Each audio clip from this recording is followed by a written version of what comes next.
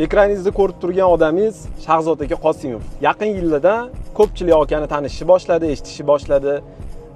Nima ish qiladi, nima o'qiyadi deb har xil savollar kimdadir paydo bo'lishni boshladi.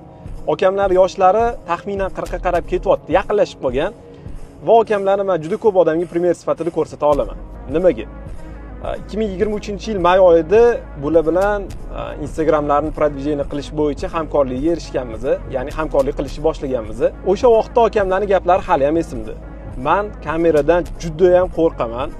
Kamerani ko'rsam tilim aylanmay qoladi. Hattoki ishxonani videolariga meni ovozim tushib qolsa, o'sha joyini kestirib qo'yaman asror.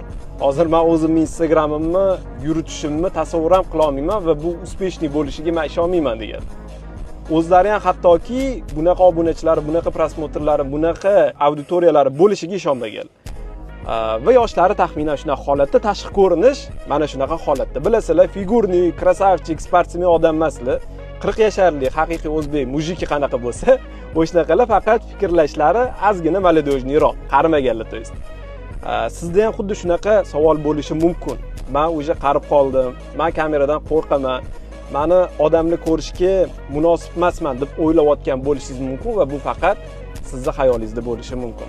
Fikrli bo'lsa, shaxsiy obunachilari bo'lsa, kommentariyada yozib qoldiringlar.